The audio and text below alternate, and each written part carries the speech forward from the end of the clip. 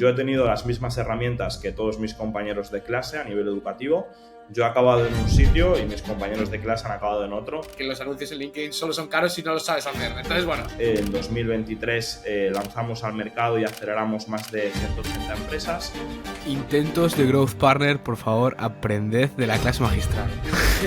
Cualquiera que se ponga directamente en YouTube sin pagar €1 podría aprender absolutamente de todo, encontrar un trabajo y buscarse la vida. Un mes de contenido en YouTube y dice que YouTube no funciona porque no le ven los vídeos, pero por otro lado hay miles de youtubers que viven prácticamente solo de YouTube, ¿no? Claro, tienes que probar muchas cosas que resuenan, pero tienes que ver lo que resuena más y lo que es más profundo. Entonces, un inversor de startups, imaginemos que tiene 100 euros, lo que va a hacer es coger 10 paquetitos de 10 euros y se lo va a poner a 10 startups, sabiendo que 9, es decir, 90 euros, los va a palmar y esperando que la décima le pague más de 100. Así es como se invierte en startups. O sea, las empresas que tenemos en portfolio más o menos generan pues eso, unos 14 millones anuales. Entonces, claro, la gente se agobia porque tiene un alquiler de 800 euros y yo empiezo a menos 50.000 que el alquiler ni lo nota, ¿no? Pues aquí Guillermo Vespucci, estamos aquí hoy con Antonio Fernández Olombrada, fundador y CEO de Blast Design, una aceleradora de startups de las más importantes en España. Ha hecho varios eventos, Blast Summit y demás, y muchos de vosotros ya lo conoceréis, algunos no, pero bueno, estamos aquí para hablar de startups, de empresa, de chiringuitos, de la infoproducción y todo y más temas, ¿no? Entonces, la primera pregunta que te quería hacer, bueno, bienvenido, lo primero, un placer tenerte por el canal y gracias por aceptar la invitación. Y la primera pregunta que te quería hacer era, ¿quién es Antonio Fernández Olombrada? ¿Qué tiene que saber la gente sobre tu pasado para entender la persona que eres hoy y un poco qué has hecho en estos últimos 10 años en el mundo digital del emprendimiento? Vale. Bueno, lo primero, muchas gracias por la invitación. Un placer estar por aquí este ratito contigo y con todos los que nos están escuchando. Y, a ver, es una pregunta difícil porque he hecho muchas cosas. O sea, yo llevo, vamos a decir, emprendiendo, montando proyectos y haciendo cosillas desde el 2012, más o menos. Ahora que estamos en el 2024, ya a lo tonto han pasado 12 años desde que monté mis primeras empresas y mis primeros proyectillos. Y he pasado por todo tipo de empresas, tanto como trabajador como también emprendiendo, ¿no? He montado e-commerce, he quebrado e-commerce, he estado en startups, también he quebrado startups, he estado también en puestos comerciales, soy ingeniero de profesión y he trabajado también como ingeniero, también soy diseñador y también he trabajado en estudios de diseño y arquitectura por diferentes países. He vivido también mucho en Italia, también mucho en Estados Unidos y principalmente en México y Centroamérica. Y bueno, la realidad es que en todos estos años siempre me he estado moviendo en todo lo que es el mundillo del emprendimiento, el mundillo también de la parte de consultoría, la parte más estratégica y la parte sobre todo de conseguir que los proyectos pues cojan un poco de foco, ¿no? y salgan a la luz. Entonces, al final yo creo que soy un perfil bastante 360, que he tocado desde temas de marketing súper avanzado hasta temas incluso de más tecnológicos, ¿no? Más de herramientas, temas también más puramente consultivos y temas también incluso visuales y de diseño, de branding y demás. Así que nada, durante todo este tiempo, pues 10.000 aventuras, la verdad, que luego seguro que podemos profundizar en alguna de ellas. Buenísimo, buenísimo. Ojo, 360 que no navaja multiusos, sino más bien mínimamente competente, sino bastante competente en muchas áreas, que no hay que confundir, porque a día de hoy, pues claro, se intenta ser o recuperar ese instinto renacentista y a día de hoy con toda la experienciación que hay y lo profundo que te puedes meter en cada tema, pues es muy difícil dominar de tantas cosas, ¿no? Muy, muy top. No sabía que eras ingeniero de profesión. Dice mucho también. Es verdad que ese background más técnico, pues sí que yo creo que te da una serie de modelos mentales y una rigidez que luego te ayuda, que cuando lo llevas al marketing, al diseño y todo esto, pues ayuda un montón. Y bueno, pues me estabas diciendo que ahora te dedicas a ayudar a crecer empresas con Blast Design. ¿Cómo nació? ¿Cómo nació Blast Design? ¿Por qué nació? ¿Cuál es la misión y visión? Y si nos puedes dar un poco de resultados recientes para que la gente se haga un poco una idea.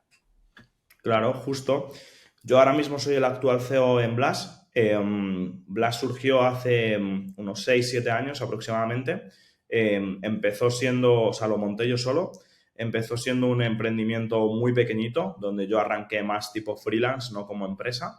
y yo empezaba a coger proyectos de consultoría para desarrollo de nuevos productos, tanto físicos como digitales, desde aplicaciones móviles hasta tiendas online y también producto físico como mucho tema de fashion también hicimos o productos para e-commerce, ¿no? Con ese background también de la parte de ingeniería y de la parte de diseño. A partir de ahí los proyectos de desarrollo empezaron a ser más grandes y empecé yo a contar con otra serie de colaboradores y otra serie de freelance y Blas estuvo evolucionando hacia lo que sería como una especie de, vamos a decir, una boutique de diseño o un mini estudio de diseño. A partir de ahí nos dimos cuenta de que por mucho que nosotros desarrollásemos muy bien un producto, ya sea físico o digital, si no hacíamos una validación previa en el mercado para entender si tenía sentido o no lanzarlo, pues eso no funcionaba. Y empezamos a añadir también servicios de la parte previa de lo que es análisis de mercado, de lo que es también entender mucho a los usuarios. Ahí nos metimos muchísimo en todo lo que se conoce como estrategias más de service design y de business design y empezamos a ofrecer todo lo que es validación y la parte de desarrollo. A partir de ahí, luego, en una tercera etapa, empezamos también a lanzar esos productos al mercado, porque nos dimos cuenta de que por mucho que validásemos y por mucho que también lo desarrollásemos, a los clientes se les quedaba eso a medias y no acababa de ver la luz del mercado. Entonces empezamos a aprender muchísimo también de temas de marketing, estrategias de go-to-market, nos empezamos a meter incluso en crowdfunding, rondas de inversión y empezamos un poco a ofrecer, por así decirlo, 3 servicios que era validación, desarrollo y lanzamiento a mercado. Todo esto orgánicamente con los años y también con el tipo de clientes y el equipo que íbamos formando por detrás, pues empezó a crecer hasta lo que somos hoy en día, que es también un concepto raro. Somos una mezcla entre una consultora y una aceleradora de empresas, donde básicamente les ayudamos en esas 3 etapas, en la parte un poco de validación, la parte incluso de darle forma al negocio y la parte de lanzarlo al mercado y también la parte de escalarlo, que esto es algo también nuevo de los últimos años, ¿no? Al final lo que nos dimos cuenta es que siempre trabajábamos con un tipo de cliente que era más bien pequeño. Es verdad que hemos trabajado para grandes corporaciones como Repsol, como Decathlon, Sanitas y demás, pero nuestro principal cliente eran pymes y también emprendedores, empresarios, incluso startups de nichos un poco más pequeños, ¿no? Entonces, ese producto que generábamos, ya sea físico o digital, se convertía, por así decirlo, en una nueva empresa, porque creábamos un producto y se convertía eso en un e-commerce, creábamos una aplicación móvil y se convertía eso en una startup. Entonces, al final, lo que estábamos haciendo no era solo desarrollar producto, sino generar una empresa que lanzábamos al mercado. Y así es un poco como estamos a día de hoy. Así un poco para que tengas también números, en 2023 lanzamos al mercado y aceleramos más de 180 empresas. Tenemos ahora mismo un equipo repartido entre Latinoamérica y España de unas 17 personas. Trabajamos con más de 100 empresas en paralelo. Organizamos también muchos eventos muy grandes de emprendimiento. Uno de los más famosos es el Blast Summit, que lo organizamos 3 veces al año. Y también nosotros a nivel números estamos por encima ya de las 7 cifras y muchos de nuestros clientes se mueven, los más iniciales, en rangos de 0 a 40.000 euros de facturación en mercado, que sería un poco como los clientes pequeños. Los clientes medios, que son el gran grosso de lo que tenemos, se mueven entre 40 a 400.000 euros facturados anuales y los clientes más grandes que tenemos facturan hasta 3, 4, 5 millones anuales, todo hablando siempre de empresas digitales, de startups o de proyectos también un poco que han surgido desde esa parte del emprendimiento, porque ya no cogemos proyectos para corporaciones o proyectos más corporate, ¿no?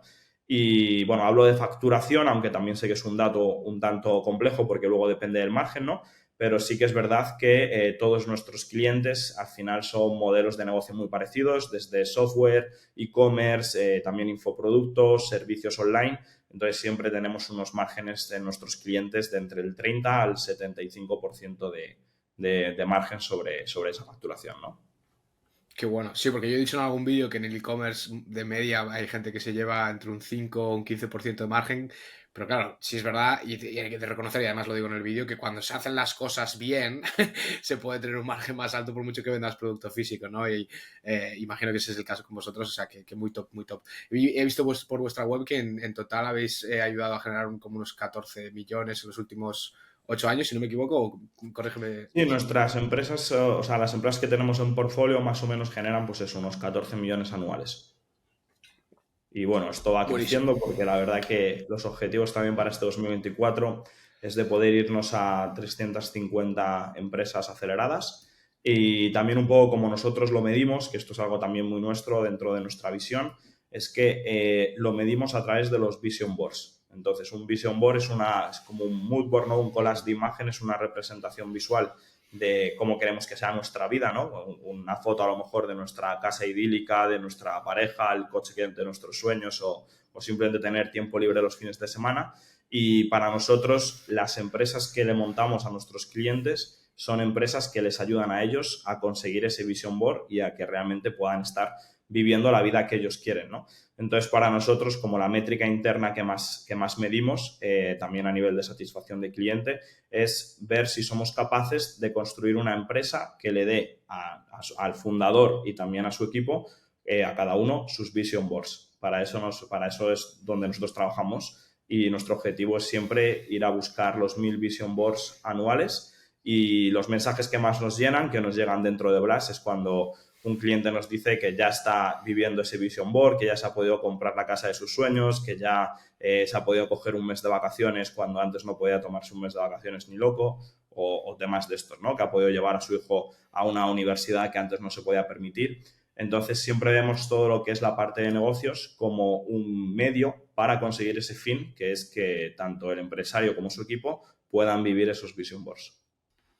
Qué bueno, qué interesante. Eso está súper bien porque en muchas aceleradoras, claro, lo que importa es el equity, quarter, year on year growth, ¿no? El crecimiento anual y todo. Y a mí dame mi parte de como accionista y lo demás me da absolutamente igual. Y si te tienes que quedar hasta el domingo o lo que sea, pues es tu puto problema, ¿no?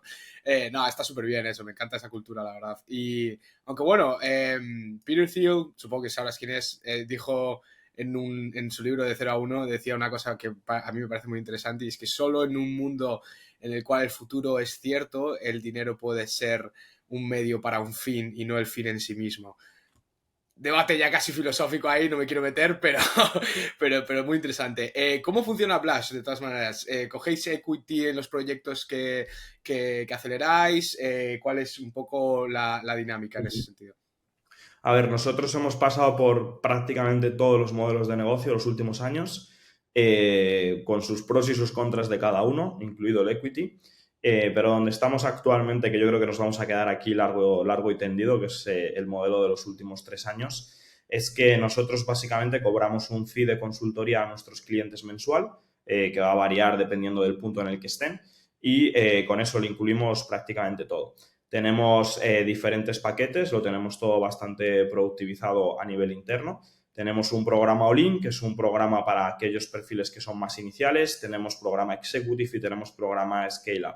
Entonces, dentro de eso, nosotros lo que tenemos es un equipo también interno de consultores que están de manera individual con todos los clientes. Vamos marcando todas las semanas un poco cuáles son los hitos que tienen que perseguir nuestros clientes y vamos haciendo esos chequeos semanales y mensuales con ellos. También hacemos eventos privados para nuestros clientes donde potenciamos mucho también el networking y donde les traemos pues, las últimas novedades que hay, sobre todo dentro del mundo de los negocios. Y bueno, pues un montón de extras, ¿no? Tenemos también incluso una plataforma formativa donde ellos también tienen ahí mucha información para acabar de montarse también su empresa y estamos muy cerca en todo ese proceso y nosotros trabajamos con paquetes de X meses, o de 3, o de 5, o de 12 meses. Cuando pasan esos 5 meses, esos 3 meses, esos 12 meses, lo que hacemos es renovar con el cliente otros 12 meses. Entonces sería un poco una mezcla entre modelo consultora y modelo agencia. Y el Qué bueno. 100% del equity y el 100% de la facturación queda del lado del cliente. Entonces nosotros somos como si fuese el gasto de un empleado más, que es un empleado estratégico que les ayuda a ir creciendo. Sí, una consultora básicamente. Qué bueno, porque eso está muy bien porque claro, mucha gente que quiera crecer su proyecto, a lo mejor sí que se puede permitir y sobre todo ofreciendo vosotros diferentes paquetes para la situación necesaria y tal, está muy bien porque así podéis servir a mucha más gente y luego no os metéis en el fregado de pues te cojo propiedad y mucha gente que pues sí quiere financiación, pero claro, ahí ya es lo que tú decías, el problema del equity, ¿no? Que es un problema más gordo de lo que puede parecer. En la era digital, y habiendo visto tantas empresas y trabajando con tantas, teniendo tantas en portfolio, y ya casi a nivel personal, ¿tú crees que cualquiera puede emprender? Si no, ¿y por qué? Y sobre todo quiero saber un poco cómo se refleja tu opinión o valores en cuanto a esta pregunta en la cultura de Blush. Es decir, ¿quién está cualificado para trabajar con vosotros y por qué? Y un poco si eso afecta o no. Y sí, un poco tu opinión sobre todo este tema, ¿no? De si cualquiera puede emprender o no. Vale, pues mira, justo ahora me pillas terminando un libro que saco la semana que viene y en este libro hablo también de este tema que se llama Añádele otro cero, que son 4 fundamentos para escalar tu empresa y yo soy de la opinión de que no todo el mundo está preparado para emprender. Hay mucha gente que me ha venido a enseñarme su proyecto con muchísimas ganas, con mucha ilusión, pero yo sé que no tiene lo que hay que tener para luego eso poder tangibilizarlo y poder sacarlo. Entonces yo hay muchas veces que me viene la gente y el mejor consejo que les puedo decir es, oye, no lances este proyecto, esto no lo vas a sacar, o no estás en el punto de tu vida, que esto también es muy importante, en el que puedes meterte a full para emprender, ¿no? Yo creo que hoy en día, como tú decías, en la era digital es muy sencillo y está, como quien dice, al alcance de todos, pero creo que muy pocos son capaces de sostenerlo porque para mí emprender es también masterizar la gestión emocional que tú puedas hacer dentro de todo el estrés que supone montarte un negocio. Entonces no todo el mundo está preparado para eso, no todo el mundo se deja ayudar y no todo el mundo está dispuesto a sacrificar lo que hay que sacrificar para tener una empresa que realmente funcione, ¿no? Creo que ahí fuera se ha vendido mucho esa imagen de que todo el mundo podemos tener un Ferrari y que todos podemos tener una casa millonaria. La realidad es que sí que se puede, pero si quieres comportarte, lo que yo digo siempre, si quieres vivir la vida del 1%, tienes que comportarte como ese 1% para lo bueno, que puede ser disfrutar de ese tipo de vida, y para lo malo, que es todo lo que hay detrás de esas vidas, ¿no? Y que muchas veces en redes sociales, como ya sabemos, solo se muestra el lado positivo, pero hay mucho trabajo y mucho esfuerzo y mucho sacrificio también por detrás. Dame un poco más de detalle sobre eso. Quiero indagar cuál es ese sacrificio, ¿Vale? qué es ese precio que hay que pagar, porque se habla mucho, ¿no? Del esfuerzo y tal. Y yo estoy completamente de acuerdo con la opinión que has dicho, ¿eh? Yo creo que sí que es verdad que, y eso siempre será así. Es decir, sí, ahora cada vez está accesible a todo el mundo lo que tú dices, pero accesible no es lo mismo que feasible. Una cosa es que tú puedas acceder a intentarlo y otra cosa es que lo consigas ejecutar. No Claro. tiene nada que ver. Sí, Claro. sí. Mira, te cuento si quieres cosas mías. Por ejemplo, yo tuve que dejar España, me fui para Italia, en pro también de buscar nuevas oportunidades, en pro también de sacar muchos contactos, mucho networking. Esto ya hay gente que no están dispuestos a salir ni del país. También yo he tenido que pedir créditos, he tenido también que, comer con lo puesto, vamos a decir, cogerme un avión con 18 escalas para llegar a una reunión y dormir en un Airbnb con tienda de campaña porque no me llegaba para pagar un Airbnb, concretamente en Los Ángeles. O sea, tengo un montón de historietas de este tipo. Y luego también yo creo que aquí el punto es, hoy en día la exposición que hay en el mundo digital es complejo. Yo me levanto todos los días con 50 comentarios de clientes míos diciéndome que están súper agradecidos por el trabajo que hacemos en Blas, y me levanto también todos los días con 100 personas quejándose y llamándome de todo y con palabras muy malsonantes, y que también tienes que estar dispuesto a levantarte y que tus primeras 100 notificaciones del día sean esas, y saber que cuando tú tengas un mal día va a haber muy poca gente que esté ahí. Yo he tenido que dejar de lado amistades, he tenido que dejar de lado familiares. Al final es muy difícil, por ejemplo, romper con amigos de toda la vida porque ya no te entienden. Un montón de horas también en fines de semana, muchísimos años sin vacaciones. O sea, hay un montón de cosas detrás que no se ven tanto, pero que sí que es importante que lo sepamos, ¿no? Y que luego también hay siempre muchísima presión del qué dirán, muchísima presión también desde por parte del gobierno a nivel impuestos, por parte también de tus propios clientes, pagar nóminas. Yo empiezo todos los meses a menos 50.000 euros de gastos fijos. Entonces, claro, la gente se agobia porque tiene un alquiler de 800 euros y yo empiezo a menos 50.000, que el alquiler ni lo noto, ¿no? Pero claro, ya empiezas con ese estrés de, ok, empiezo a menos 50.000 este mes, vamos a ver en qué lo cerramos, ¿no? Y creo que no todo el mundo está preparado también para poder sostener todo eso, o para tener que estar pensando casi 24/7 en trabajo, porque al final, aunque desconectes, no acabas de desconectar al 100% y siempre al final el entorno que te creas es entorno también que es empresarial y tus conversaciones de fin de semana son con otros empresarios donde sí que habláis de vuestros hobbies, pero siempre estás como conectado al trabajo, ¿no? Yo hay una cosa que echo mucho de menos, que es que cuando trabajaba para otras empresas, llegaba el viernes por la tarde y como que podías desconectar hasta el lunes. Yo creo que eso desde el 2013 o así no lo he vuelto a hacer. Y eso también quieras que no es mucha carga mental.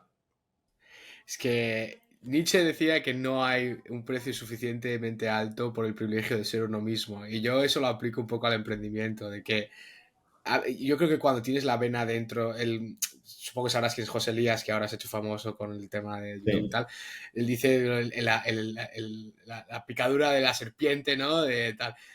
Llámalo como quieras, pero es un fuego interno que o lo tienes o no lo tienes. Y cuando lo tienes, estás dispuesto a ir hasta el infinito y más allá y donde haga falta porque es una cuestión de principios y para ti no te vale otra. Y si tienes lo que tú decías, que tengo que hacerme 17 escalas para llegar a ya está, pero es que otra opción tengo. Si lo demás es que no me entra en la cabeza que pueda ser suficiente, ¿no? Entonces, y aún así cuando estás en ese camino empiezas el mes en menos 50.000 y lo cierras a lo mejor en 300 positivo y dices, bueno, pues a ver si el mes siguiente llegamos a medio millón, ¿sabes? O sea, siempre es esa, o sea, yo resueno mucho con eso porque tengo esa vena desde hace bastante tiempo y no lo he materializado tanto como tú todavía, obviamente, porque pues también soy más joven, ¿no? Pero sí que es verdad que yo creo que es algo que siempre ha diferenciado al emprendedor y siempre lo diferenciará y mucha gente hay esta idea, sobre todo en España, porque se fomenta de pensar de que no, el emprendedor y el capitalista es un hijo de puta porque solo entienden el capturar valor como, como la extorsión o el sacarle dinero a la gente o algo por el estilo, cuando realmente para tener éxito como emprendedor lo que tienes que hacer es un acto de servidumbre constante hacia la sociedad para crear valor y es un no parar. Y es como tú dices, ¿no? O sea, intentas desconectar, pero nunca terminas de desconectar porque es tu misión y eso es más fuerte que todo lo demás, ¿no? Buenísimo. Me encanta que haya gente con esta opinión porque, sinceramente, creo que a día de hoy es verdad que hay demasiada desinformación sobre este tema y, bueno, se ha vendido mucho la idea de qué tal porque es accesible y todo lo que tú quieras, pero hay gente que pues podría estar muy, muy bien trabajando para otra persona y creciendo mucho a nivel profesional y personal y pudiendo desconectar y tal, y se fuerza desde muy joven a intentar ponerse el mundo a sus espaldas porque ve en redes sociales 24/7 que es lo que tiene que hacer si quiere ser libre en el mundo en el que vivimos y tampoco es eso, ¿no? O idealmente no debería tener que ser eso. En relación con esto, ¿tú crees que el sistema tradicional educativo y, digamos, el camino por el que se está llevando por defecto a la juventud y a las nuevas generaciones, ya sea con escuelas privadas o educación online o la educación tradicional, crees que es el adecuado? ¿Crees que está ayudándoles a poder encontrar una guía? ¿Dónde crees que está esa guía? Y un poco consejos para jóvenes que se quieran formar en todo este mundo de las startups y negocios digitales. Vale. Mira, yo soy profesor en diferentes universidades, estoy en algunos MBAs como en el IE, en el Business School, estoy también en la Universidad del Valle de Guatemala, he estado con el Tecnológico de Monterrey, Universidad de Baja California, he estado en 1000 sitios, ¿no? Y conozco bastante esa parte del mundo educativo, sobre todo hablo ya de universidad para arriba, lo otro ya sí que estoy un poco más desconectado, pero ahí sí que te quiero decir que yo siempre he dado clases siempre y cuando me dejasen libre cátedra, que básicamente es que yo pudiese elegir el temario, ¿no? y ver un poco las cosas que yo le quería dar a los alumnos. Dentro de eso yo sí que les he metido mucha caña y la verdad que tengo muchos alumnos que lo están reventando y algunos incluso trabajan en Blas y les he contratado después de ser su profesor, ¿no? Creo que al final no creo que sea tanto un problema de la educación, creo que es más un problema de la actitud de la gente. Es decir, yo he tenido las mismas herramientas que todos mis compañeros de clase a nivel educativo. Yo he acabado en un sitio y mis compañeros de clase han acabado en otro y muchas veces menos favorable, al menos a nivel laboral, ¿no? Entonces creo que hay veces que no tenemos esa autorresponsabilidad de ver realmente cuáles son las acciones que nosotros estamos haciendo. Yo todos los fines de semana me ponía a ver vídeos de YouTube para aprender cosas nuevas y en cuanto pude hacer prácticas, estuve haciendo 4 prácticas y alargué los créditos de las prácticas 3 veces dentro de la universidad y lo podrían haber hecho todos los de mi promoción, ¿no? Pero no lo hicieron. Entonces también, antes de cambiar la educación, primero es ver si autorresponsablemente estás utilizando todo lo que está a tu lado antes de quejarte. Y lo segundo, sí que creo que a día de hoy no puede existir, para mí la opinión es que no puede existir una sociedad o, mejor dicho, una entidad educativa que esté tan a la última como todo lo que está pasando ahí fuera, porque va todo rapidísimo. Entonces, en menos de 6 meses ya te quedas obsoleto. Entonces, la burocracia al final ahí se ahoga, ¿no? Yo lo que aprendí muchísimo en la carrera, yo hice ingeniería en diseño industrial, es pensamiento estratégico, pensamiento analítico, que son al final habilidades que me han ayudado mucho luego en el futuro. Pero todo lo que son habilidades más puramente técnicas, yo siempre las he aprendido por YouTube o temas similares por mi cuenta. Creo que hoy en día hay muchísimas formaciones súper buenas para aprender.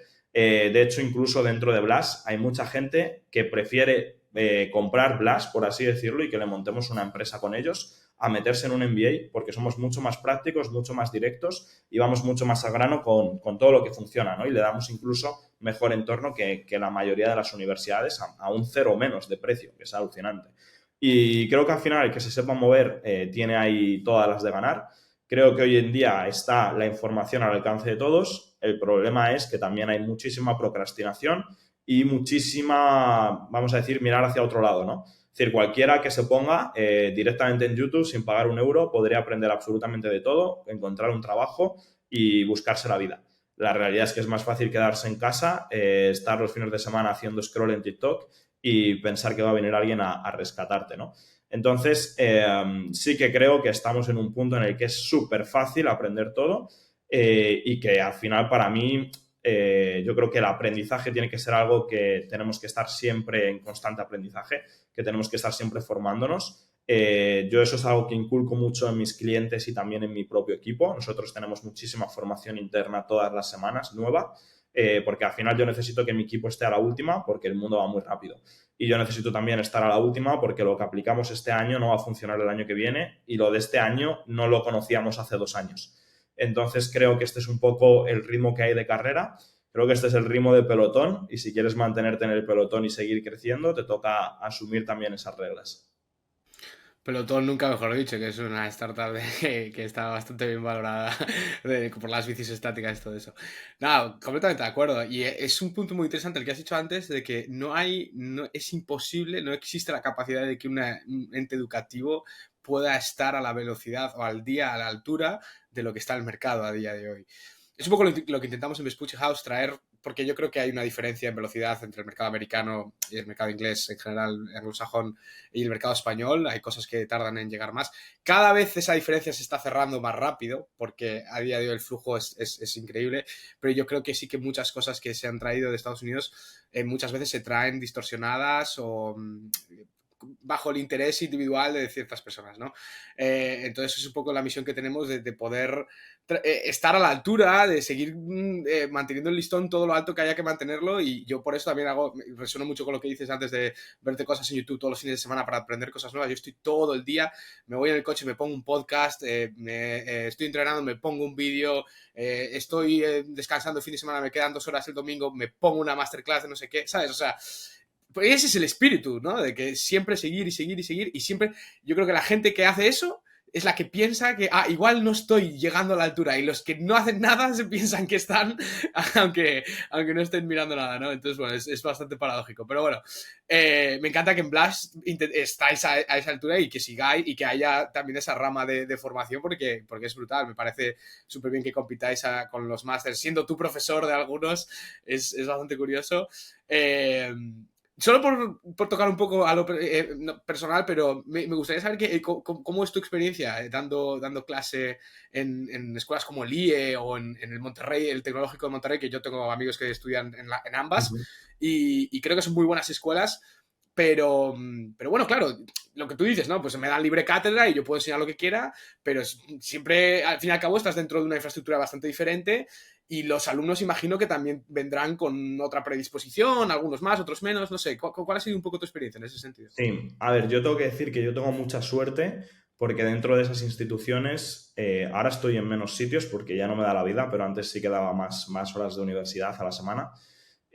Ahora prácticamente no tengo horas fijas, lo que tengo son bloques donde doy una asignatura concreta.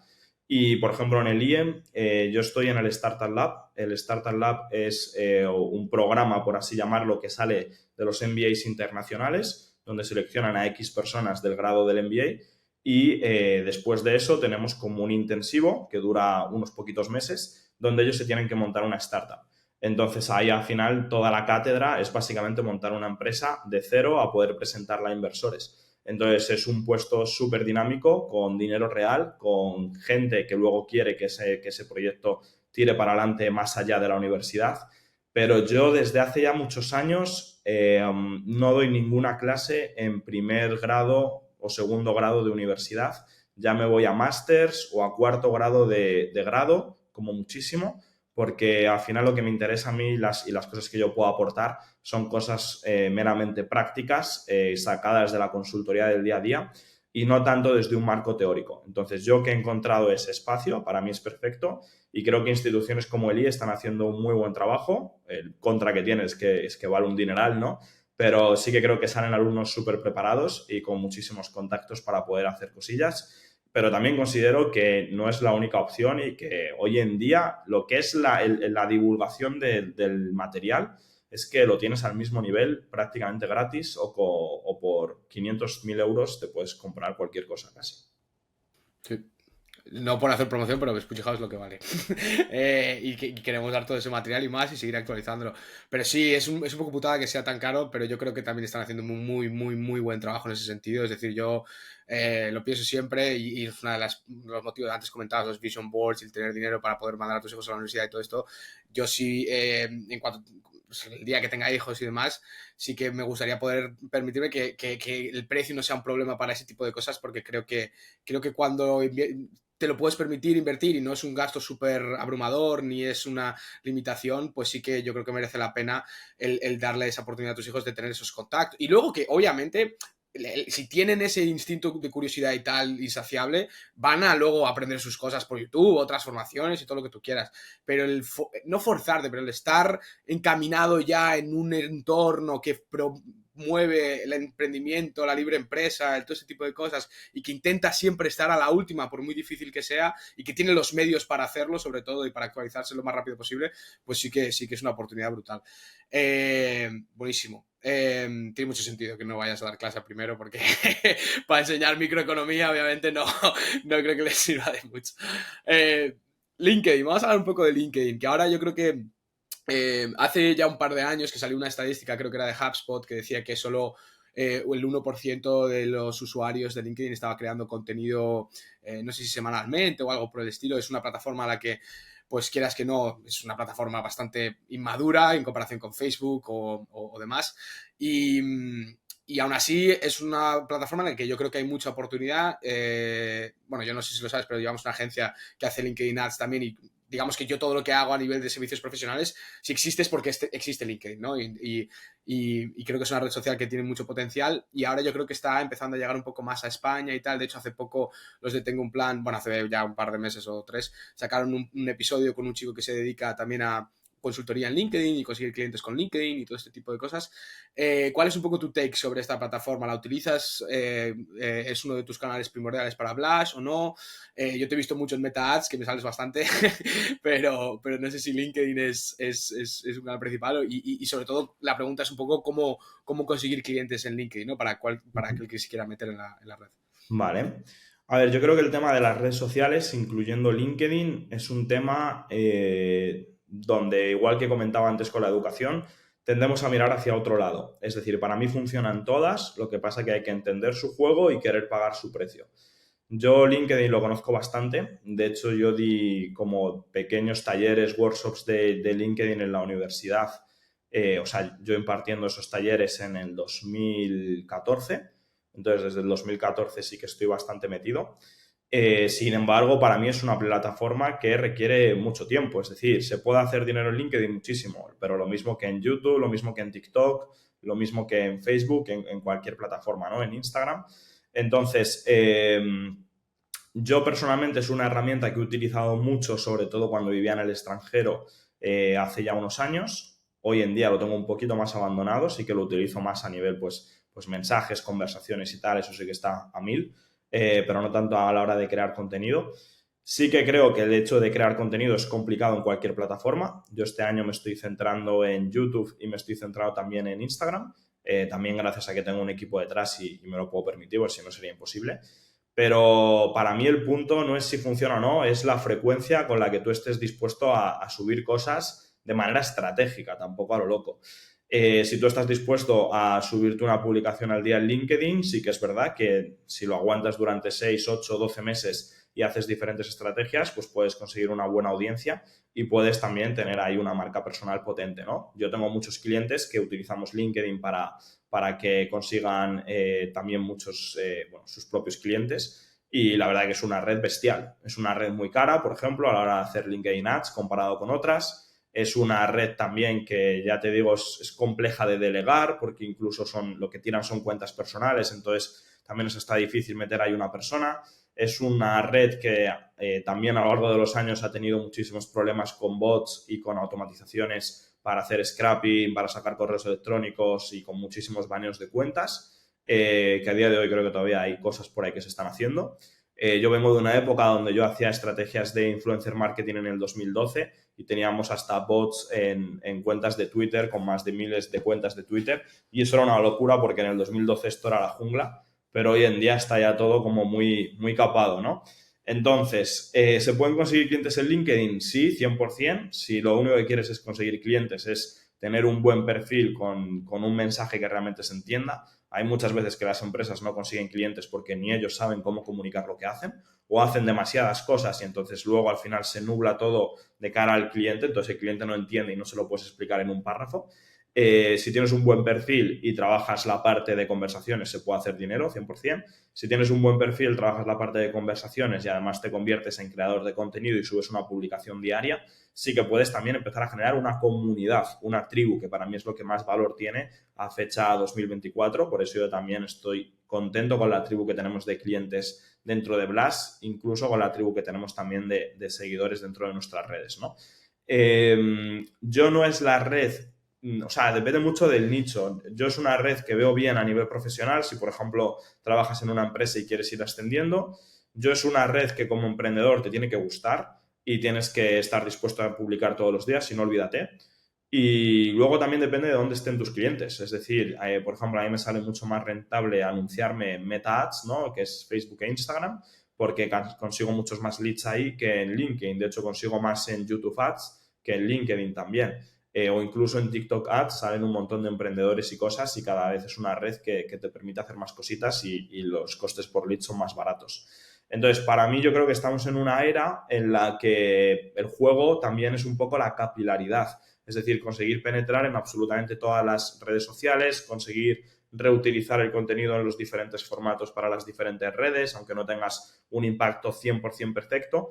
Pero yo el otro día lo analizaba, ¿no? A final de año con el equipo. Tenemos un blog que nos ha generado un montón de visitas en recurrentes sin nosotros ni siquiera enterarnos. Tenemos muchas visitas a través de Pinterest. Hay un montón de clientes que están haciendo estrategias con embudos en Pinterest. Tenemos también visitas remanentes en YouTube con canales que no tienen ni 1000 suscriptores, pero que nos generan ventas porque son al final vídeos buenos que la gente está contigo durante una hora y luego después de eso agenda una llamada de consultoría. Entonces, también es un poco entender a qué juego quieres jugar y en qué eres bueno. Eres bueno creando contenido, eres bueno comunicando en vídeo, eres bueno hablando por teléfono, eres bueno en presencial. Entonces, para mí es complicado hablar de estrategias a nivel genérico sin entender el objetivo de la empresa y también un poco cuáles son las capacidades de la persona que las va a ejecutar. Desde luego. Buenísima, buenísima respuesta, ¿eh?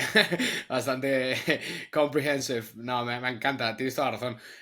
Yo creo que LinkedIn, hay creencia, yo, por poner de contexto, también posteo, o sea, obviamente posteo a diario en LinkedIn y hacemos LinkedIn Ads también, pero en B2B, en el mercado anglosajón y con empresas ya de más de, bueno, a ver, que tampoco es una locura, pero mid-market, entre 50 y 200 empleados, sobre todo en SaaS y demás.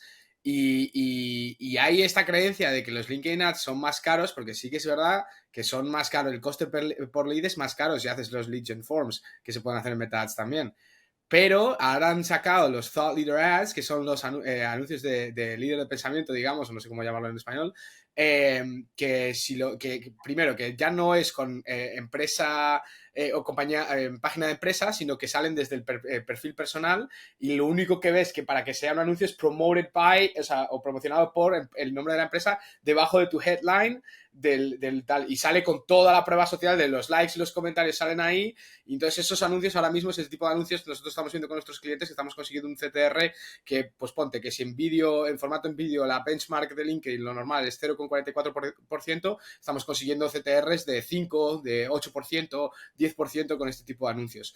Y luego entonces eso hace que el coste por visita y el coste de pasar de un estadio del embudo a otro, pues es mucho menor, y entonces se puede crear esa brand awareness o esa conciencia sobre la empresa para ir pudiendo nutrir, sobre todo en los B2B que tienen ciclos de ventas larguísimos muchas veces, intentar acortarlos a través de nutrir con esos vídeos a escala y tal. En fin, es una estrategia que estamos aplicando ahí y tal.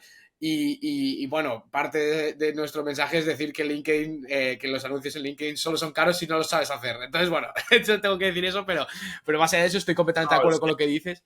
Dime. Claro, es perfecto, y además esa parte yo sé que la estaban probando, pero todavía no la he visto ni siquiera como usuario, o sea, no me ha saltado todavía demasiada publicidad, y efectivamente eso puede funcionar. Al final eso es lo mismo que promocionar un post en Instagram, es un poco el mismo formato, y haciendo una buena estrategia se puede sacar. También hay que tener la capacidad de encontrar buenos profesionales, la capacidad de pagarlo, y bueno, hay varias variables ahí. Para mí funciona todo, es decir, es como quien sube un mes de contenido en YouTube y dice que YouTube no funciona porque no le ven los vídeos, pero por otro lado hay miles de youtubers que viven prácticamente solo de YouTube, ¿no? Entonces, para mí todo funciona, pero es saber con quién te juntas, porque el equipo es clave, y poder pagarlo.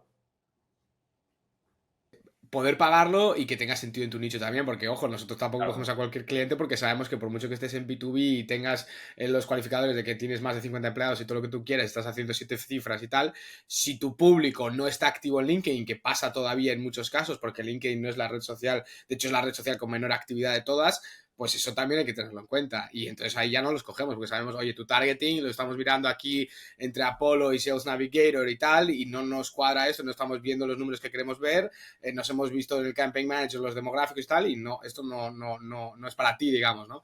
No es un buen fit. Y sabemos que no te vamos a poder conseguir resultados. Ahora, te digo, en el mundo de software B2B en Estados Unidos, en mid-market, explota eso, ¿eh? O sea, es una pasada el tráfico que hay y Sí, los ahí costes.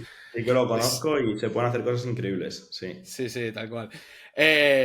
Bueno, me alegro de conseguir validación por ti porque yo sé que llevas mucho tiempo y sobre todo me sorprende que, o sea, bueno, no es que me sorprenda, pero me encanta poder hablar con alguien que ha estado tanto tiempo, ¿sabes? O sea, quiero decir, porque ahora, a ver, yo pues tengo mis 21 años, que no es nada, ¿sabes? Y luego pues parece que como todo el mundo este de negocios digitales y tal que acaba de nacer, ¿no? Oye, mira, hay gente que lleva aquí 20 años dando el callo, ¿sabes? Bueno, en tu caso desde 2012 y tal, pero que ha vivido toda esta digitalización y que sigue poniéndose al día cada día. Esto me parece brutal, me parece honorable, porque muy pocos pueden decir lo mismo, yo creo, con millennials y demás, ¿no? Que no habían nacido en esta época, pero que se han ido siguiendo actualizando. Me parece brutal. Me parece brutal. ¿Qué estrategias aplicáis en Blast Design en este sentido? Hemos hablado de LinkedIn, has hablado de YouTube Ads, estamos hablando de SEO también, de que tenéis artículos que también os consigue bastante tráfico y tal, pero en general para vuestros clientes también, supongo que haréis lo que haga falta y más, obviamente, pero un poco los pilares, ¿no? Para ayudar a lo que ponéis en la web, que es facturar, acelerar y escalar de esas empresas. Si podemos un poco hablar de tema de growth marketing, revenue operations, el no-code, el software, ese tipo de cosas, un poco lo que tú crees que es más importante. Vale. A ver, tocamos de todo, la verdad. De hecho, el equipo más grande y el más caro que tenemos es el de consultoría y de consultores internos. Pero resumiendo un poco, si quieres, por etapas, para proyectos que están arrancando, trabajamos mucho la parte de comunicación, porque lo más difícil es empezar a crear un storytelling sobre la empresa y sobre la marca. Esto cuesta muchísimo, sobre todo a perfiles que están empezando, porque no saben bien quién es su cliente, no saben a qué mercado ir, no han validado ni siquiera a qué precio tienen que vender su producto o su servicio, no saben qué transformación ofrece su producto o su servicio, y si esto falla de base ya vamos mal. Entonces eso sería como un punto cero. A partir de ahí nosotros sí que trabajamos mucho todo lo que es investigación etnográfica de usuarios, entrevistas, focus group para validar proyectos y también para hacer escalar proyectos que ya tienen muchísima data. Cuando esto lo tenemos claro, nos vamos ya a conseguirle los primeros embudos. Aquí trabajamos con muchas herramientas no-code. Trabajamos con ActiveCampaign, por ejemplo, para email marketing y secuencias. Trabajamos muchísimo con Zapier y con Make para conectar absolutamente de todo. Trabajamos muchísimo con plataformas tipo Squarespace, Shopify y similares para hacer páginas web y tiendas online. Trabajamos mucho también con proveedores digitales como Hotmart, como Thrifcart, como, bueno, ManyChat incluso. O sea, nos metemos en 10.000 temas. Pero básicamente es conseguir hacerles un embudo mínimo viable, que un embudo es bueno, una combinación de estrategias para que llegue un potencial cliente y te acabe comprando, ¿no? Resumiéndolo mucho. Después de esto ya empezamos a tener problemas, porque normalmente no son solamente las ventas y el marketing en lo que más nos enfocamos. De hecho, no somos conocidos tanto por ese lado, que también, sino por la parte ya interna. Cuando ya el cliente empieza a tener suficiente flujo de clientes, lo que le pasa es que hay que montar otro tipo de embudos, que son embudos de adquisición de talento. ¿Cómo encontramos talento para empezar a meter todos los puestos y el organigrama de la empresa y que esto crezca? Y hacemos también, les ayudamos a hacer todos estos procesos de selección de talento. Cuando ya tenemos talento, cuando ya tenemos suficientes clientes y ya tenemos un buen marketing, nos metemos en todo lo que es la gestión y la operativa interna de la empresa. Aquí también hemos ayudado a los clientes instalando CRMs, instalando también como cerebros internos para gestionar la operativa, control de tareas de tus empleados. Y cuando ya tenemos todo esto claro, luego el siguiente paso es montar dashboards de control, montar paneles de control con todas las métricas y los KPIs por departamento para que el CEO pueda ver en cada uno de los departamentos cuáles son esos KPIs. Y cuando ya tenemos el marketing, las ventas, el storytelling está claro, tenemos también el embudo de adquisición de talento, tenemos por otro lado la gestión interna y CRMs de la empresa y luego hemos montado los dashboards y ya tenemos todo ese control, pues ya, entonces podemos crecer a lo loco. Y paralelamente a todo este proceso, trabajamos también muchísimo con los empresarios y los emprendedores, todo el tema más de mindset y más de mentalidad de cómo empezar a crecer la empresa. Porque hay muchísimos miedos. O sea, hay muchos miedos a soltar el control, hay muchos miedos a gestionar el efectivo, hay muchos miedos también a muerte por éxito, muerte por fracaso. Ahí hay absolutamente de todo, miedos internos, hay gente que piensa en pequeño, gente que no se lo cree, objeto dorado, gente que va por uvas, gente que son muy meloneros, como digo yo, que van abriendo 18 pseudo proyectos. Entonces, bueno, tocamos básicamente un poco de todo. Y así por darte algún ejemplo práctico que nos esté funcionando ahora, se está llevando mucho embudos en Pinterest, se está llevando mucho también sobre personalización de los embudos para los leads. Entonces nosotros filtramos siempre el tipo de lead por el tipo de cliente que es, la transformación que está buscando y el punto en el que está más cerca o más lejos de comprarnos. Y en base a esas tres variables podemos hacer flujos de información, tanto en email marketing como en retargeting y anuncios, para llevarle a cada uno a su lado.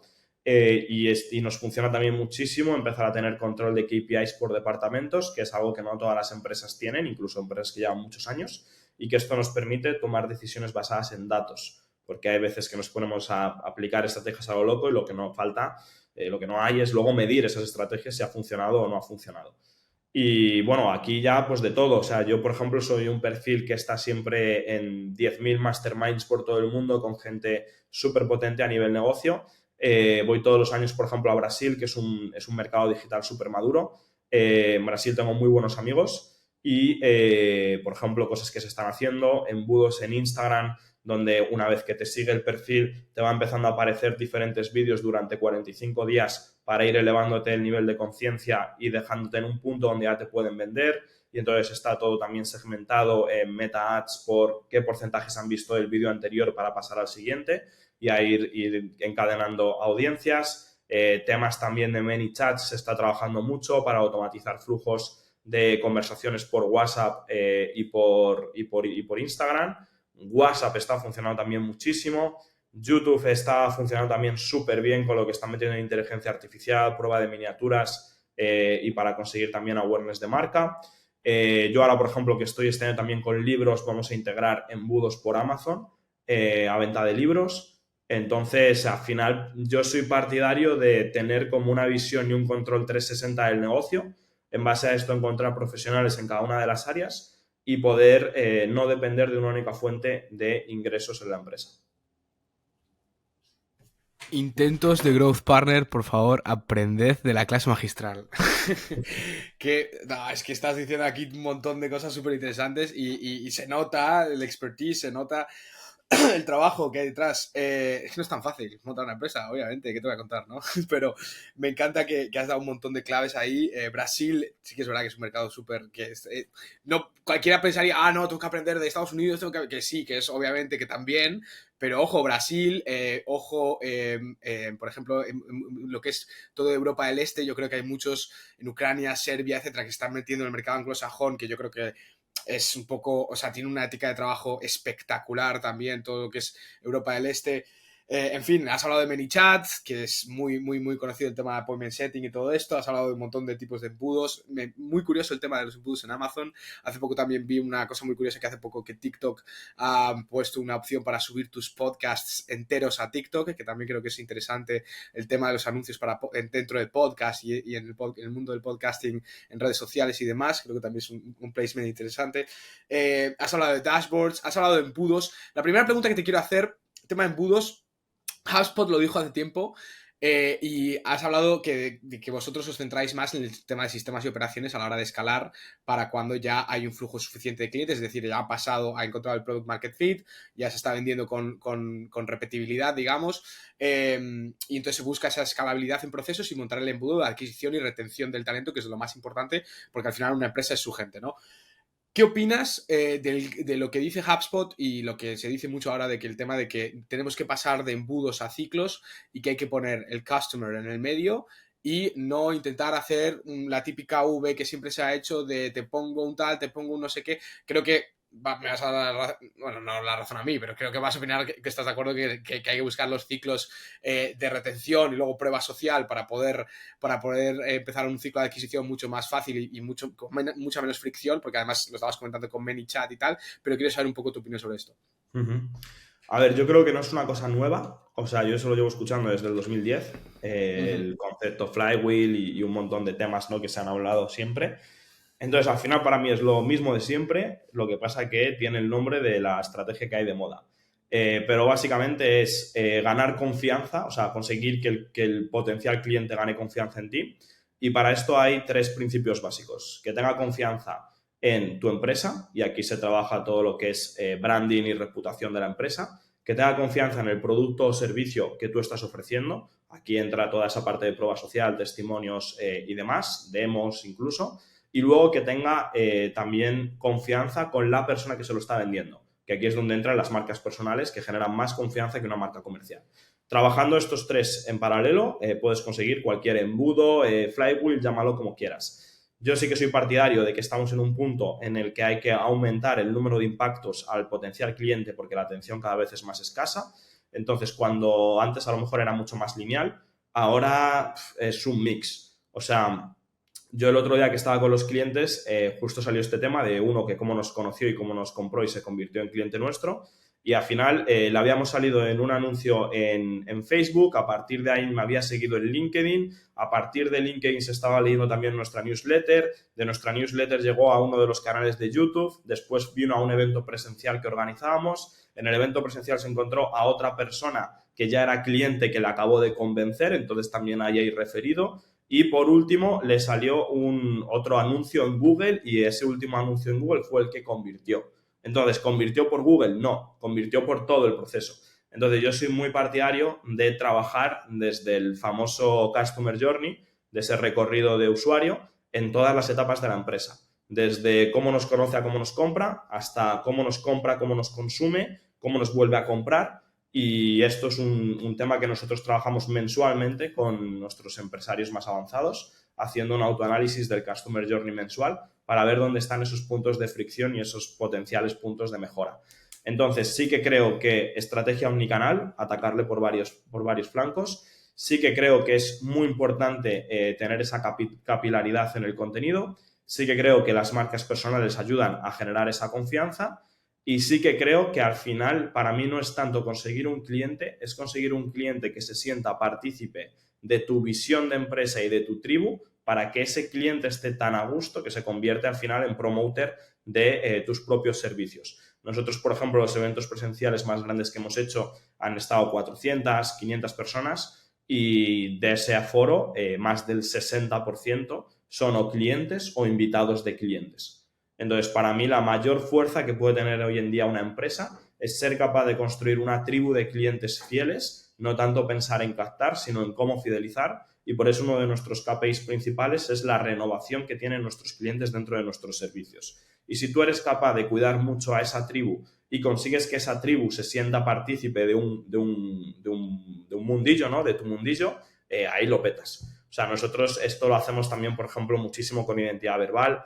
Con nuestros emprendedores les llamamos meloneros porque están todo el rato abriendo melones. Tenemos el concepto de ir all-in, que básicamente es ir con todo y marcarte un all-in en la empresa. La parte de pensar en grande, a nivel visual también lo trabajamos mucho con ellos. Tenemos sistemas de gamificación interno por fichas de colores de póker según van pasando de niveles en la empresa y de hitos. Y todo esto al final lo que genera es un entorno muy potente y donde yo no estoy buscando simplemente aumentar mi base de clientes, sino fidelizar para que sea la propia rueda, que es este concepto que dices de cliente en el medio, la que me genere más ventas. Me encanta, buenísimo, tío, tienes toda la razón, o sea, ¿qué voy a decir yo? Me encanta porque has empezado, bueno, sí, a ver, llámalo flywheel, llámalo como quieras, esto es lo de siempre, o sea, lo cual, Es igual, o sea, justo, al final, si tú lo piensas, para mí, por ejemplo, ahora que está muy de moda gente que es muy polar en redes sociales, por ejemplo, un Yados o gente así, ¿no? Que insulta a lo bestia y se posiciona en un negro o en un blanco, eso es súper importante dentro de una empresa. Es decir, si tú no eres capaz como empresa de posicionarte o en el negro o en el blanco e intentas jugar en los grises para, vamos a decir, captar a todo el mundo, estás jodido, porque al final pasas desapercibido entre tantísimo ruido que hay.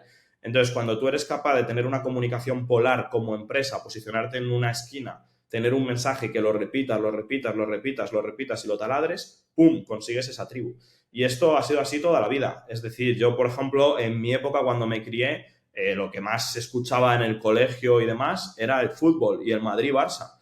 Yo llevo 5 o 6 años que no tengo tele en casa y no veo la televisión ni nada de eso y yo ya no escucho absolutamente nada del fútbol, ¿vale? Yo soy de Madrid, yo soy de Madrid y en Madrid también se vivía mucho esto.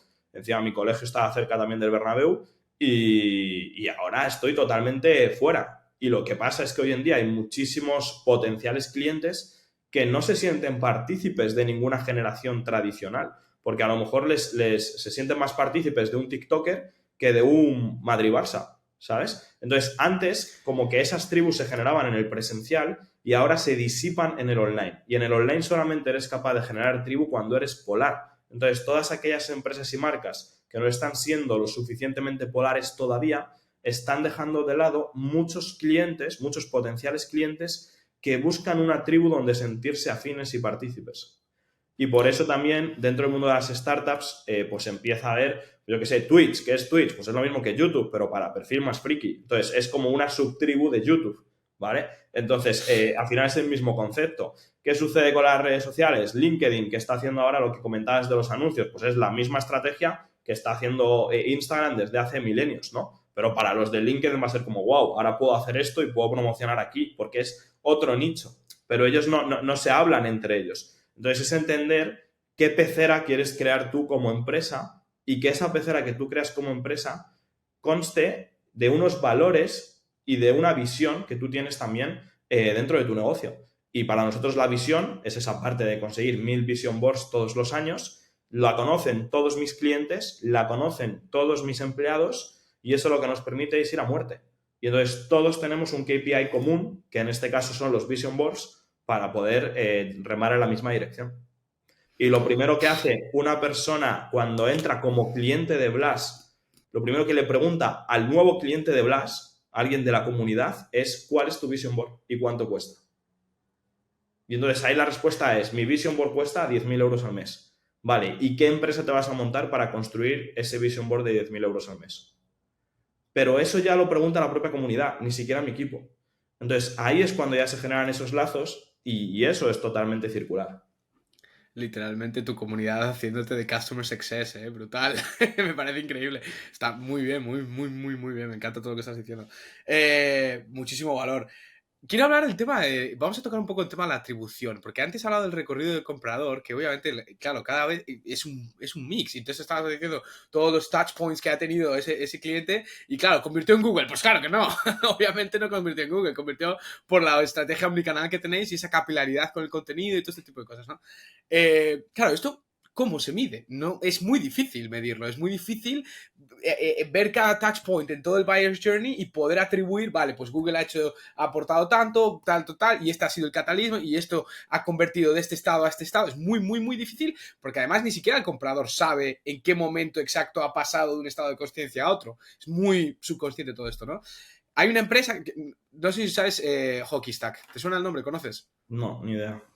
Hockey Stack llevan 3 años o así en el mercado, ¿eh? Pero es un software de atribución para B2B que mide todo este tipo de cosas y que está trabajando con LinkedIn, con Slack, con WhatsApp y todas estas aplicaciones para conectar las APIs y poder tener un poco de, incluso ya no solo traquear todo el buyer's journey en lo que es traqueable, sino de poder tener un poco de insight en lo que está pasando en lo que se llama dark social, ¿no? Que son las redes sociales en las que no puedes pues traquear ningún tipo de analíticas ni nada, porque son por políticas de privacidad y tal. Pero sí que existe esa data. Lo que pasa es que te la tienen que compartir con la API y tal. Y Hockey Stack está un poco trabajando en esto. Han levantado hace poco unos 8 millones de Y Combinator y tal. Y le está yendo bastante bien porque sobre todo están vendiendo mucho a Enterprise y tal. ¿Quieres saber un poco tu opinión y hacia dónde crees que va el tema de la atribución del return del ROI, de todo esto y sobre todo de identificar los touch points en el recorrido del Claro. comprador o del usuario? Ujú. A ver, yo creo que cada vez es más difícil porque efectivamente todo el tema de cookies, temas legales, Europa, Estados Unidos, Latinoamérica, yo que vendo en todo el mundo es una locura. Para mí, desde mi punto de vista de pequeño empresario y desde el punto de vista de mis clientes, que todos son relativamente pequeños, no merece la pena el esfuerzo y el coste que hay que hacer para sacar un 20-30% más de data versus lo que podríamos ganar con ese tiempo y esa dedicación por otros lados. Entonces, nosotros lo simplificamos muchísimo, muchas veces ni lo hacemos, la verdad, pero cuando lo hacemos es simplemente sumar puntos. Es decir, me sigue en Instagram más uno, me sigue en LinkedIn más uno, me sigue en YouTube más uno, se ha visto este funnel más 2, se ha visto este otro más 3. Total, 5 puntos, lead templado. Total, 10 puntos, lead caliente. Y eso nos permite hacer un lead scoring sencillo. ¿Por qué digo esto? Porque muchas veces hoy en día es muy fácil perderse en los detalles y todo cambia muy rápido y para mí lo importante en una empresa es tener la agilidad y la velocidad de ser capaz de leer esos datos y pasar a lo siguiente, ¿no? Y creo que, al menos desde mi punto de vista y con los perfiles que yo trabajo, que son todo empresas por debajo de los 5 millones de facturación, no merece la pena perderse tanto en los detalles porque seguramente ni siquiera estén en todas las plataformas, ni siquiera estén haciendo bien los embudos y tienen un montón de cosas que arreglar antes que meterse en eso. Entonces, dentro de un tema de prioridades, creo que no debería ser una super prioridad de una empresa mediana o pequeña. Completamente de acuerdo, completamente de acuerdo. Hay una sobreobsesión, yo creo, con intentar medir todo y, tío, no te está ni funcionando. O sea, no intentes medir, o sea, revisa embudos y lo que tú dices, aloca esa energía en realmente mejorar lo que ya tienes. Pero aún así muy interesante, el sistema de lead scoring que comentas es muy bastante aplicable, yo creo, ese consejo y creo que es un sistema que cualquiera podría aplicar, es simplemente es súper simple, o sea que no... Me ha gustado que has mencionado, quería tocar, tengo aquí varias notas, has mencionado el tema de la hipersegmentación, creo, a la hora de tocar con audiencias y ver qué cliente resuena con qué y todo esto y lo de la tribu, yo creo que obviamente, pues lo que tú dices, ¿no? Hay que poner ese componente de casi de que tu marca sea parte de su identidad. Es decir, que esa persona se sienta, y por lo que tú dices, porque es que ahora cada vez más las tribus estaban en presencial y ahora se disipan en lo online y entonces hay esa descentralización constante de todo y cada uno pues puede no rapiñar, pero capturar el valor y la identidad que es capaz de atraer, ¿no? Y eso me parece una conclusión brutal. Vamos a hablar un poco de la infoproducción, de vender formación online y todo esto. Yo creo que la educación online es futuro, porque por lo mismo que tú has dicho de que las tribus se montaban antes en presencial y que ahora se han disipado en online, yo creo que el conocimiento antes siempre ha estado en presencial y sobre todo centralizado por instituciones y organizaciones tradicionales, presenciales y que centralizaban todo el conocimiento y todo basado en la autoridad y todo ese tipo de cosas, y ahora está todo mucho más descentralizado en general, pero también en la educación, ¿no?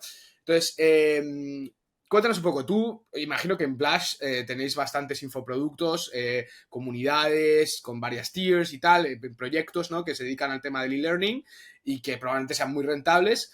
Y quiero saber un poco, primero, tu opinión sobre el panorama actual de un poco de infoproducción, sobre todo el mundo hispanohablante, y un poco las best practices que vosotros aplicáis, las mejores prácticas que aplicáis en vuestra consultoría en Blush, para si hay alguien que está viendo esto que tiene una empresa de e-learning, pues sepa un poco de cómo trabajáis en ese sentido. Vale, bueno, a ver, el mundo de la infoproducción es la leche, o sea, eso es así. Es el futuro y el presente.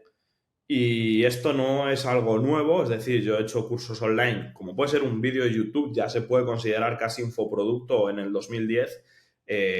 Cuando yo aprendía en la universidad a resolver problemas de cálculo en ingeniería a través de vídeos de YouTube, que me hacía una playlist de 10 vídeos de YouTube para resolver problemas de resistencia a materiales, eso quieras que no, hoy en día podría ser un curso de resolución de cálculo de resistencia de materiales para ingenieros. Entonces, eso ya es un infoproducto per se.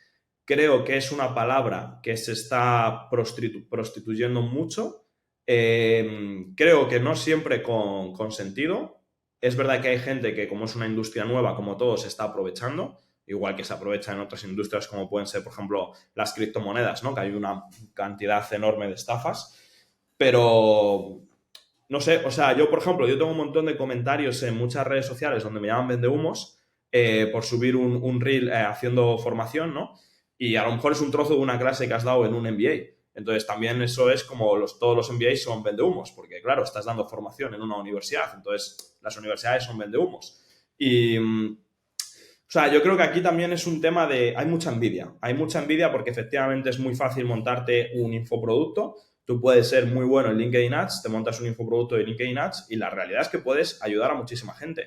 Es decir, nosotros, yo ahora estoy justo con un libro, como te comentaba, que va a ser la hostia, ya te lo adelanto, y este mismo libro va a tener también seguramente algunos complementos y algunos vídeos para profundizar en algunas temáticas, y esos vídeos per se a lo mejor a finales de este año se convierten en un pequeño infoproducto que a mí me parece súper interesante de puertas para afuera, porque yo que puedo estar montando cientos de empresas todos los años, que tú por 100, 200, 300 euros puedas acceder a todo el conocimiento de la consultoría que yo estoy aplicando con decenas y decenas de empresas que están poniendo su dinero y tú no tienes que poner el suyo, es alucinante, porque en esos 300 euros vas a ganar más que en 5 asignaturas que hiciste en la universidad.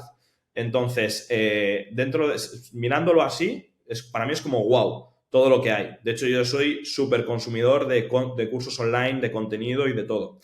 Entonces, creo que es una industria que tiene muchísimo sentido. Más en unos nichos que en otros, y luego también creo que es una industria donde, como en todo, hay que saber elegir. Es decir, yo en la carrera había profesores que eran la leche y otros profesores que eran infumables las clases y no me aportaban nada. Cursos online hay de todo, hay algunos que son alucinantes y otros pues que no te aportan nada. Entonces también es un poco autocrítica del consumidor de ver a quién compras y a quién no compras. ¿Significa eso que todos los cursos online son vendehumos? Pues para mí no, porque si no estaríamos hablando de que todo lo que es el expertise y el transmitir conocimiento es vendehumos per se. Desde un paper en una revista científica, que sería vendehumos, porque estás divulgando, ¿no? Entonces eso es vendehumos, hasta en sexto de primaria tener una clase de conocimiento del medio, pues estás divulgando sobre los reptiles, entonces eso es vendehumos también, la profesora de sexto de primaria. Entonces, me refiero, que haya 5 o 6 que la estén liando no significa que toda la industria la esté liando. Es como hablar de que todas las empresas que son startups son unicornios. Pues no, unicornios no hay nadie. Unicornios es que hay 3 y todo lo demás que hay abajo son pringados. Entonces, no se puede generalizar de que te montas una startup y vas a ser unicornio, como no se puede generalizar de que compras un infoproducto y va a ser vendehumos. Nosotros sí que tenemos muchos clientes que ofrecen infoproductos y en nichos súper interesantes. O sea, hemos tenido absolutamente de todo, desde cosas súper locas, tipo, no sé, por ejemplo, temas de baños de gong, que es una técnica de meditación ancestral con gongs, que es el instrumento este que es tipo Mulan, ¿no? Que es como un súper un super tambor, por así llamarlo, y boom, ¿sabes? Y esto también es algo que se hace de manera súper ancestral y que ahora se está divulgando muchísimo. Temas, por ejemplo, de alimentación vegana, que tenemos ahí otro nicho también de otro cliente. Temas, por ejemplo, de relaciones, temas también de psicología, temas de autoestima, gestión de estrés. O sea, todo esto es alucinante y al final hoy en día, donde lo que se premia por parte del usuario es la inmediatez, es lo que se paga. Es decir, mi libro puede costar 17 euros, el mismo contenido del libro grabado en vídeos que te lo consumes más rápido o más fácil o un poco más profundo puede costar 250 euros y el mismo contenido impartido conmigo, si te vienes un fin de semana a mi casa y te lo hago, puede costar 10.000 euros. Entonces, para mí ya es un punto de el contenido está ahí, tú tienes que ser también inteligente de cómo lo paquetizas para que tenga más valor de puertas para afuera, pero vamos, que hay una oportunidad ahora mismo con el mundo de los infoproductos bestial. Que ojo, aquí lo importante es que la persona que lo esté creando sea realmente una persona que ella es experta en ese tema. Pero esto también se ve a la legua. Es decir, tú tienes 3 conversaciones con esa persona y ya sabes si sabe o no sabe del tema. Entonces, y si no, pues lo amalas, le compras una vez y no le vas a volver a comprar, no vas a ser parte de su tribu. Entonces creo que es un poco simplemente tener 2 dedos de frente como consumidor. Pero vamos, el mundo de los infoproductos, por ejemplo, que hablábamos antes de Brasil, que ahí es uno de los mercados más avanzados. En Brasil tú te coges un taxi en el aeropuerto y el conductor del taxi está en mitad de un lanzamiento digital en YouTube, en mitad de un PLF, deseando comprar a su influencer de turno. Y entonces hemos estado ya en ese punto. Sin embargo, aquí tú subes un trozo de una conferencia en un MBA y te llaman vendehumos, payaso, ¿quién eres tú para enseñarme a mí nada? Y hay muchísimos celos y muchísima envidia. ¿Sabes? Ya, desde luego, sí, yo creo que el mercado, o sea, es que el mercado hispanohablante en general está demasiado poco maduro, yo creo, en ese sentido, y es parte también por la cultura y tal. Por lo que tú dices, ¿no? Porque tú subes un vídeo de tal y me parece brutal. Pero yo creo que hay demasiada arrogancia y la ignorancia es muy atrevida también. Y, en fin, de eso te quería hablar también, porque me contabas, me decías, claro, y obviamente el que monta el infoproducto tiene que ser experto, de verdad. Es que si no, estás obviamente intentando vender algo que no sabes hacer. Y eso se nota a la legua. La gente cuando habla contigo, te metes una llamada de ventas y o ves que están aprendiendo y ves que las creencias se pueden validar o no, y ya está. O sea, es que eso es pretty straightforward, ¿no? Pero yo estoy montando ahora, como te he comentado, lo de Vespucci House y tal, y no, obviamente no te estoy pidiendo que me hagas una consultoría ni nada por el estilo, pero sí que ¿qué consejo me darías? Ya no solo a mí, o sea, quiero decir, cualquiera que esté intentando montar un infoproducto, en nuestro caso en Vespucci House estamos queriendo traer todo el alfa, digamos, o la información privilegiada, entre comillas, de Estados Unidos, del mundo de negocios online, tanto en marketing y ventas, como sistemas y operaciones, software, tal, y es un poco proyecto ambicioso en el sentido que quiere abarcar muchas cosas y es difícil de marketear, porque claro, es como que cualquiera puede sacarle mucho beneficio a él, porque digamos, el currículum engloba muchas cosas. Hablamos de redes sociales sin content marketing, de appointment setting, de finanzas, de contratación, de procesos, de operaciones, de crear contenido, bueno, un montón de cosas, ¿no? Y de ofertas, de entender leyes de mercado, y es bastante extenso. Entonces, claro, cuando no eres tan específico y no es te enseño en 90 días a montar tu agencia para ganar 10.000 pavos, pues es más difícil de marketear porque no es tan objeto brillante, ¿no? Entonces, en ese sentido, y no, ya no a mí, porque no quiero sacarte tampoco valor por la puta cara, pero quiero saber un poco cómo enfocáis este tipo de cosas en Blush, sobre todo, ¿sabes? Pues mira, lo primero, definir bien la tribu a la que te diriges, y esto ya es muy jodido, pero definir bien la tribu a la que tú te diriges, porque muchas veces creamos esos productos, y esto pasa con las empresas, para nosotros y no para ellos. Entonces hay que entender que el cliente es él, no eres tú. Entonces hay que ver si lo estás creando realmente por ellos o lo estás creando por ti, que también puede ser. Tú puedes hacer todo esto por ti para tú mismo obligarte a aprender más, obligarte a recapitular un montón de cosas que puedas encontrar por ahí y todo esto, ¿no? Entonces, lo primero, entender quién es tu tribu y si realmente ellos lo quieren. Lo segundo, entender qué transformación está buscando tu tribu. Y entonces allí hay que ver qué problemas tiene esa tribu y qué transformación van a tener después de consumir mi producto o mi servicio. Si en tu caso, por ejemplo, son un montón de cosas, hay que ver cómo se pueden alinear esas cosas para llegar a un resultado final. Yo trabajo todas esas cosas. Al final, ¿cuál es el resultado? Que su empresa funciona y escala. Punto. Entonces ahí también tienes un mensaje más concreto, ¿no? Y dicho esto, entender también que muchas veces menos es más. Es decir, yo, por ejemplo, que hago un montón de consultorías también individuales con muchos clientes, hay consultorías que estamos literalmente 6 minutos de Zoom y se acabó la consultoría, aunque me hubiese guardado 2 horas. ¿Por qué? Porque a lo mejor en esos 6 minutos detectamos que lo único que tiene que hacer es contratar a 2 personas y dejar todo lo demás, y todo lo que yo hable de más es meterle ruido bajo la decisión que él ya tiene que tomar. Entonces, muchas veces lo que se paga cuando tú compras un infoproducto es orden. Es decir, yo ese mismo contenido lo tengo en YouTube desagrupado. Lo que tú estás pagando es tenerlo agrupado. Todo lo que yo te pueda enseñar, si tú haces mi ingeniería inversa, te haces 2, 3 MBAs, te chapas miles de horas de YouTube, de no sé qué, pues te ahorras los 2.000, 5.000, 10.000, 20.000 euros que te pueda cobrar yo. Sin embargo, ¿por qué lo pagas? Porque estás comprando tiempo, estás comprando orden y estás comprando el qué va primero y qué va después. Estás comprando la receta. Ya está.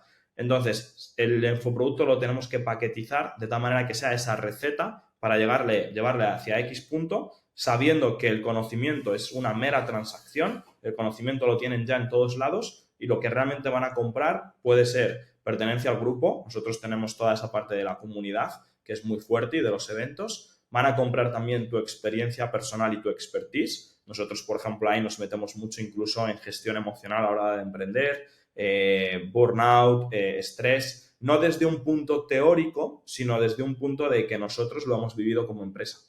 Entonces eso también es lo que la gente paga.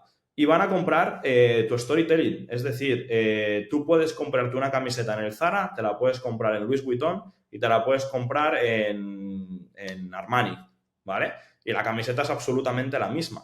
La diferencia es el valor que tiene esa camiseta para ti y el valor que tiene para la sociedad.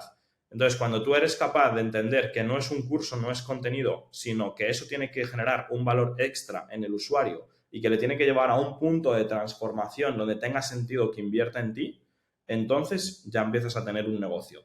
Y no es montar un curso y ya está, es entender que montando cursos o montando cursos con formación en vivo o lo que sea, lo que estás haciendo es montar una empresa, lo que estás haciendo es montar un negocio. Y entonces tienes que tener los pros y los contras de estar montándote una empresa, ¿no? Sí, no, te digo que los contras todos los días, los que haga falta, ¿no? Pero sí, desde luego, yo lo veo como una empresa y la idea es crear valor empresarial. De hecho, ahora mismo está, obviamente, todo construido en base, lo que hay, poco que hay, que tenemos solo 11 alumnos y sí que es verdad que obviamente hacemos llamadas de consultoría semanales y tienen llamadas uno a uno también. Y la idea es llevar esa transformación, estén donde estén, pues llevar a ese vision board del que sacamos, no vision board necesariamente, pero a esa visualización que ellos tienen, que nos comentan desde en la primera llamada de incorporación de onboarding, ¿no? Pero, joder, muy buenos consejos, ¿eh? Lo de la tribu sí que es verdad que ya es el primer paso y es bastante difícil porque, claro, cuando quieres incorporar muchas cosas, hay muchas cosas que resuenan, pero tienes que ver lo que resuena más y lo que es más profundo Y y luego hay que centrarte en ese... entender, claro, luego hay que entender que de todo eso a lo mejor te toca arrancar con una rama, aguantarla 2, 3 años y meterte luego en otras ramas. Por ejemplo, un caso de infoproductor muy grande es Tony Robbins. Entonces, Tony Robbins arrancó su carrera con nicho dinero, a partir de ahí se metió en nicho negocio, luego se metió en nicho desarrollo personal, luego se metió en nicho relaciones, luego se metió en nicho salud, pero cada cambio fue a los 5 o 6 años de ya estar consolidado en el nicho anterior. ¿Por qué? Porque durante esos 5 o 6 años generas tribu, esa tribu te compra lo siguiente, te compra lo siguiente y luego tú ya eres percibido como no, pero es que él tiene todo. Bueno, pero cópiale la estrategia que tenía al iniciar y no le copies la estrategia que tiene ahora al final. Por ejemplo, yo ahora en Blast tengo un montón de productos, todo tipo de clientes, pero no arranque así. Entonces, si tú ahora intentas coger clientes de 0 a 5 millones, te puedes morir. Eso, es que es eso, no puedes intentar, el que mucho abarca poco aprieta y Claro, al es principio hay que copiarle la apretar. estrategia. Claro, a lo mejor tú ves por ahí fuera que alguien ya tiene todo, pero es copiar la estrategia que tenía cuando él arrancó, que no tenía todo. Sí, sí, no. Y es lo que tú dices. Yo esto lo he pensado mucho. O sea, lo pienso todos los días y cada vez estamos intentando mejorar todo y tal. Y es lo que tú dices. Tú no puedes pretender, si no has dominado ya un mercado que sea suficientemente pequeño, empezar a expandirte a, no, pues yo también y desarrollo personal, no sé qué y tal. A ver, Céntrate en algo, domina eso y claro, es que si no... Y además esto lo he visto y lo he leído en el caso de muchas startups, o sea, Facebook empezó convenciendo a los alumnos de Harvard, punto, Claro. no a todo el mundo, Amazon, la historia de obviamente. Amazon es igual, que empezó con Sí, libros, justo, luego con los libros libros online. y Sí, sí. eBay es igual, creo que empezó eBay con cambios de pañales y cosas así, creo, y luego fueron expandiendo. Claro, es que no puedes pretender, obviamente. Muy bueno, muy buen consejo. Muchísimas gracias. Tenemos solo un par de preguntas más. Una es el tema del capital de riesgo y el capital privado, VC, PE, y si merece la pena correr la rueda de hámster de las rondas de financiación. Tema de Big Tech, todo lo que no se habla de Silicon Valley, de las startups más valoradas, de Y Combinator, de Sequoia, de Techstars y de todo este tipo de cosas. Y la cara oculta, digamos, que siempre se ve, pues, he vendido un exit de 84 millones y luego te das cuenta de que a lo mejor 47 son en cash y él tenía un 10% de equity y al final se lleva 5 millones limpios, menos impuestos, ¿no? Entonces, claro. ¿Cuál es tu visión sobre esto? Y sobre todo supongo que estará hilado también con cómo el approach que tenéis en Blush. Sí, a ver, lo primero es hay que entender, para que la gente también lo comprenda, cómo se invierte en startups.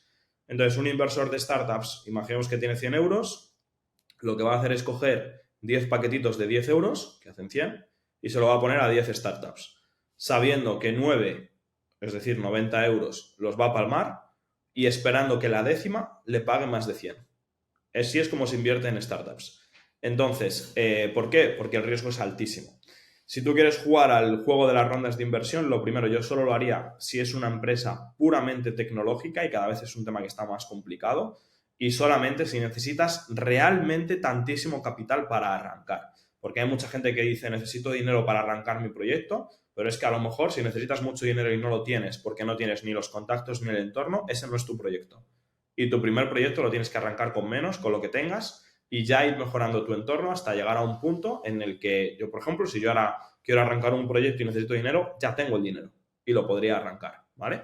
Dicho esto, para mí te tiene que gustar ir al límite y lo tienes que saber sostener. Te van a echar de tu empresa, vas a tener muchísimos marrones, el equipo fundador que inicia no lo va a acabar, y es meterte en una rueda donde a lo mejor pueden ser 5 o 6 años muy duros o más y nadie te asegura, bueno, sí, un 1% te asegura que tengas el éxito, el otro 99% es fracaso. Entonces, dicho esto, yo soy mucho más partidario de lo que es ir bootstrapping y de que lo que te va dando la empresa lo puedas ir reinvirtiendo.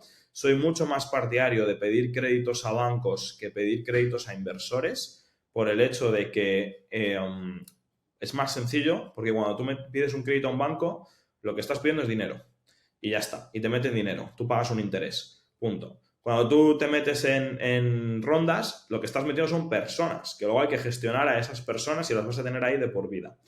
Entonces, y encima es mucho más lento. Entonces, si realmente necesitas dinero, pues échale huevos y pide un crédito y te lo montas. Punto. Y si no, espera a que tu empresa te empiece a dar beneficios para que los puedas reinvertir. Y luego pide un crédito para hacer capital de crecimiento. Pero primero hay que saber manejar ese crédito. Hay una cifra siempre que yo trabajo con todos los clientes que es, imagínate, si yo ahora te doy 100.000 euros en la empresa, ¿lo sabrías gastar? Si te doy 1.000.000, ¿lo sabrías gastar? Si te doy 2 millones, ¿lo sabrías gastar? Y normalmente el empresario no es capaz de asumir tantísimo capital. Porque uno de los puntos por los que las empresas no crecen es por flujo de efectivo. Porque no saben reinvertir todo lo que les está generando el negocio en el propio negocio.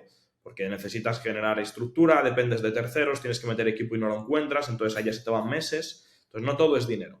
Entonces, entendiendo un poco este juego, yo animo al que se quiera meter que se meta, pero es un tema bastante complicado y yo soy más partidario de montarte proyectos que no tienen por qué ser pequeños, porque los proyectos que montamos en Blush son grandes, incluso Blush en sí es un proyecto con mucha ambición. Nosotros tenemos también vistas de abrir incluso sedes físicas de co-living de emprendedores en diferentes países en 2030. Pero lo estamos haciendo a nuestro ritmo, que nuestro ritmo es muy rápido, pero no es ritmo startup. Nosotros vamos a un crecimiento de un por 3, por 4, por 5 anual, pero no vamos a un crecimiento de un por 20 anual, que ya es. Entonces, bueno, eso es un poco como yo lo veo. Y creo que estamos en una época en la que a lo mejor te tienes que replantear y no te hace falta tanto. O sea, porque, claro, luego sí, Sí. puedes tener la posibilidad de ganar 10 millones limpios, pero es que si eres ese tipo de persona, lo que vas a hacer luego es meterte en otro jardín, porque tampoco vas a hacer nada con esos 10 millones. Y para ganar esos 10 millones has vivido 10 años fatal, y luego esos 10 años fatal tienes un estilo de vida de mierda, que cuando te llegan los 10 millones tampoco sabes ni cómo usarlos, te sientes vacío porque te han quitado al hijo que es la empresa, hay mucha depresión después de un exit. O sea, hay muchos temas ahí. Estás ahí dando factos, literal. Y además me gusta lo que decías antes de que no mires el que tiene todo ahora, sino mira la estrategia con la que empezó. Por ejemplo, Sam Altman, ¿no? Ahora está construyendo OpenAI. OpenAI es la empresa líder de innovación del mundo por lo que ha hecho con ChatGPT y todo esto. Y de hecho ha llevado a Microsoft a estar en los 3 trillones de evaluación. Siendo la segunda empresa después de Apple, ¿no? Pero mi punto es, Sam Altman obviamente no empezó montando OpenAI, empezó montando Loop, creo que fue la segunda startup que montó, y luego la vendió por 47 millones y ya con ese cash estuvo un año de sabático y luego ya empezó OpenAI cuando vio que la inteligencia artificial empezaba a funcionar y tal. Pero claro, y Sam Altman, que es un tío que ha estado estudiando en la Ivy League, que americano, tal, o sea, quiero decir, obviamente hay que cogerlo con pinzas. Y luego lo que tú dices, y él lo dice, él lo dice muchas veces, que el ser fundador es aceptar que te van a pasar cosas malas una y otra y otra y otra y otra y otra y otra vez, y tú tienes que aguantar y para la promesa de poder construir algo que sea más grande que tú mismo, que eso es lo que yo creo que es emprender, ¿no? Brutal, muy buen consejo, yo creo, estoy completamente de acuerdo, bootstrap for the win, o sea, si puedes hacer bootstrap, o sea, es que no se necesita tanto dinero y además necesitas curtirte, yo creo, también, de decir, es lo que tú dices, ¿no? Si te doy 2 millones ahora, no tendrías ni puta idea, seguramente los malgastes, y de hecho es lo que pasa en Estados Unidos, porque yo creo que hay un overflow de capital, un sobreflujo de capital, de capital de inversión, de riesgo y privado en el mundo de las startups en Estados Unidos, y el otro día, bueno, hace ya un par de meses leí un dato, un artículo sobre esto, que en 2023, 3.200 startups de tecnología de Estados Unidos, que colectivamente entre todas ellas levantaron más de 27 miles de millones en financiación, han salido del mercado. En este último año. Eso dice mucho Sí, sí. de que, o sea, que es una locura. Yo creo que es mucho dinero mal, no necesariamente tirado ni nada, porque obviamente los inversores, pues lo que tú dices, invierten en 10 sabiendo que 9 se van a ir a la mierda y tal, pero yo creo que se le da demasiado dinero a startups que no saben gestionarlo y muchas veces es contraproducente el levantar una serie A cuando a lo mejor no tienes ni siquiera ni PMF, ¿no? O sea, creo que hay que tener cuidado Claro. con eso y me parece un muy buen consejo. Mira, tengo aquí visión de Blas en el tema del funding y equity, enseñáis a hacer pitch decks y levantar capital, potenciales OPAs, eso no, o sea, no lo tocáis, ¿o Sí sí? hemos hecho, sí que ayudamos a hacer pitch decks, no tenemos como tal, o sea, manualmente sí que podemos contactar con algún fondo y algunos inversores, lo hacíamos más antes, lo dejamos de hacer, creo que hay otros players que tienen más contactos y que están más enfocados en esa parte. A nosotros nos llaman también después de haber levantado una ronda. O sea, cuando ya les entra el dinero, nos dicen, ok, ¿y ahora cómo narices usamos esto y cómo esto lo aplicamos ya a la empresa? Pero no somos una empresa especializada en levantar rondas de financiación. Vale, no, pero es interesante, ¿ves? O sea, te vienen cuando ya la han levantado, Pero oye, sí ¿cómo que la uso? ¿Qué es lo que colaboramos importa? con, claro, colaboramos con empresas que sí que se dedican a levantar rondas y es como, oye, ya lo han levantado, ahora quiero que vosotros les ayudéis a gestionar eso bien y que crezcan. Buenísimo, buenísimo. Vale, y cerramos ya con la última pregunta, un poco overview, high level, lo que sea, ¿no? De cómo podemos hablar del síndrome del impostor, del síndrome del objeto brillante bueno, tenía otra pregunta aquí de cómo superar el founder-led marketing and sales, pero eso ya es bastante largo y no, yo creo que ya si nos metemos en eso tal. Pero consejos generales, ¿no? Para emprendedores que quieren dar el salto a empresarios, sobre todo, ¿qué le dirías al Antonio de hace 10 años? Si te pones, pues sin ir más lejos en mi piel, yo tengo 21 ahora, bueno, mañana cumplo 22, pero no sé qué edad tienes, tampoco, no es que te quiera preguntar, imagino que sobre, no sé si 31 o un poco menos, no sé. ¿Cuántos años tienes? Yo tengo 30 y, Ah, o sea, consejos, pues mira, A ver, yo soy una persona que no se arrepiente de nada, entonces yo al Antonio del pasado le diría que hiciese lo que ha hecho y que se la siguiese jugando como se la jugó.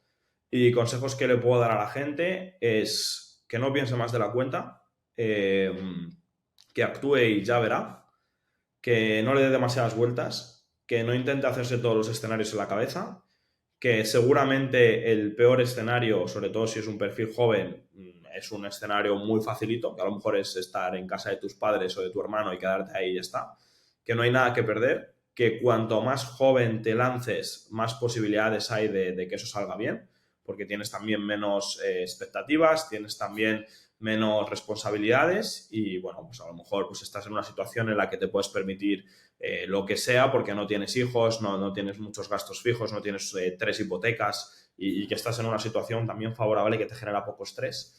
Y creo que lo que a mí más me ha ayudado y lo que yo le digo también mucho a los clientes es invertir en entorno. Es decir, invertir en contactos. Invertir en poder estar como hago yo en masterminds internacionales aunque valgan una pasta. Invertir en cogerte vuelos y plantarte en una conferencia X para sacar a 2 personas. Invertir horas en hacer relaciones por redes sociales para conseguir un poco tu nuevo entorno, ¿no? Y al final es la típica frase de que somos la media de las 5 personas con las que pasamos más tiempo. Si tú estás en un punto, sobre todo hablo para un perfil joven, ¿no? Pero incluso puede valer para un perfil mayor. Si tú estás en un punto donde tu entorno no te apoya y tu entorno al final está ganando 1.000 euros y ya está en el paro o está amargado con su jefe o amargado con los impuestos, el siguiente amargado con el jefe y con los impuestos vas a ser tú. Y hasta que no seas capaz emocionalmente de dejar eso atrás, y dejar eso atrás es de desaparecer de tu vida y ponerte en un entorno en el que realmente te permita crecer, y ese entorno que te permite crecer se paga, porque la gente, si cómo lo encuentras, lo pagas. Te coges un vuelo y vas a una conferencia. De repente te metes en, yo qué sé, hay gente que se mete en Blast para hacer contactos con otros empresarios y ya está. Y lo que le aportamos no es ni siquiera consultoría, es acceso a contactos. Yo estoy en masterminds que cuestan 30, 40, 60.000 euros anuales y lo que te dan son 2, 3 eventos presenciales al año que te cuesta 20.000 euros el evento más gastos y es para tener 4 cenas, pero esas 4 cenas te pueden generar mucho más de 60.000. Entonces, no pensarlo más de la cuenta y invertir en cambiar tu entorno. Me quedaría con eso. Buenísimo. Te puedo preguntar, si quieres decirlo, en qué Sí. masterminds internacionales estás, simplemente por curiosidad. Estoy en uno que se llama Olympus, que lo organiza Bárbara Bruna y Alejandro, que es de Brasil. Estoy en otro que se llama E100K en España. Estoy en el que tenemos nosotros propio en Blas. Estoy en otro de Alt Agency en Estados Unidos. Y he estado muchos, ahora me quedo con esos. Interesante. No conocía ninguno. Pues Pero todo vamos, nota, hay todo 10.000, nota. o sea, el punto es moverse. Sí, El punto no es es, cuál vas, es sí, sí, sí, el moverse punto es igualmente. moverse y ser el más tonto de la clase. O sea, en el momento en el que Justo. tú seas el espabilado de tu entornillo, estás mal. Sí, tal cual. Yo estoy completamente de acuerdo. Yo prefiero ser el más tonto entre los más listos que el más listo entre los más tontos. Yo creo que hay mucha gente que le tiene miedo a estar en la sala de los listos porque si no sabe que sería el más tonto, pero yo creo que esa capacidad de humillarse es lo que luego te hace grande. Es que si no Total. si la pierdes, dejas de poder crecer. Entonces, sí, sí. Buenísimo, tío, buenísimo. Pues nada, oye, ha sido un placer, Antonio, de verdad, ha sido un placer tenerte por aquí. Yo creo que esta entrevista ha sido de muchísimo, vamos, pero vamos, un valor. Creo que eres el invitado que más valor ha traído hasta el momento. Espero poder conocerte algún día en persona. Y nada, eso, que ha sido un placer. Genial, muchas gracias a ti. Y nada, para la gente que nos está escuchando, pues también súper bienvenidos a buscarme por ahí en redes como Acerolombrada, también en la cuenta de Blas, blasdesign.com, ahí tenéis un montón de recursos y cosas gratuitas. Y os animo Eso es. también a todos, también a ti, Will, a que os vengáis a alguno de los eventos que organizamos, que así nos podemos también conocer en persona.